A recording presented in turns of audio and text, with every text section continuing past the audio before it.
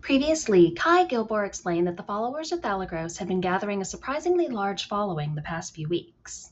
The Saltborn Queen wanted to speak to the group, so they would need to speak to her as soon as possible the next day. Around that point, Calroth and his crew started to set off fireworks praising Thalagros and trying to get people's attention. Taria tried to fight back with Skyrite, but didn't succeed very well. She then settled in to talk with her father about some more of the things that had happened recently.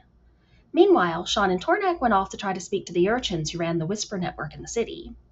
Sean was able to get on the good side of their leader, Midge the Magnificent, who agreed to spread rumors that were helpful to them instead. Magic for all and the like. Midge also told Sean that the cult of Thalagros, the Luminous, and the Twin Silvers were all using them to track her and the rest of Fate's Folly, which wasn't surprising but was still not great news to hear. Keelan tried to put up a fantasy billboard downplaying the message that the cult of Thalagros was putting out. Tharizian found a clinic where some followers of Aurelian were trying to help people, and he joined in to heal a number of sick and injured with magic. Meanwhile, Oz headed towards the dock to watch the cult of Thalagros trying to convince close to 1,000 people to join them.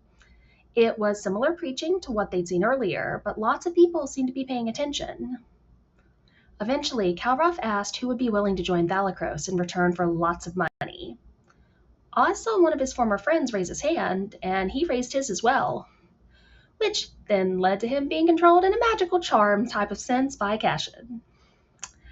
He headed onto the Arcane Title Board, where Calroth clearly recognized him and was amused to see him there. Calroth could see that Oz had ties to someone other than Thalagros, and he asked Cashin to break those ties. As he did so, Oz felt the fur start to sink into his skin as his body shifted somewhat. That then led to everyone in the group being found by various urchins to let them know what had happened at the docks, minus the part where Oz's appearance might not be what they were expecting.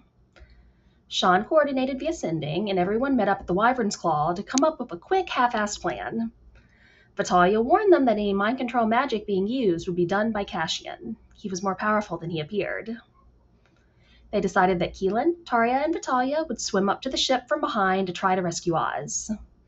Tornak would cause a distraction along with various other musicians who he'd called to help via the Urchins.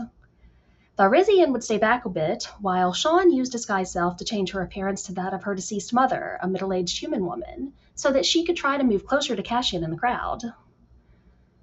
The musicians started playing, and Tornak started a speech aimed at Calroth's crew to try to convince some of them to switch sides. As he spoke, someone from the cult of Thalagros tried to cast silence on him, but Falrizian cast counterspell on them to prevent it from happening. Sean moved closer and closer to Cassian on the deck. The group in the water tried to find Oz, and they magically sensed him on the dock, although none of them saw him there. Once she was close enough, Sean tried to cast Dominate Person on Cassian. She felt the spell almost connect, but he managed to resist it in a way that one might say was almost legendary. And that is where we left off.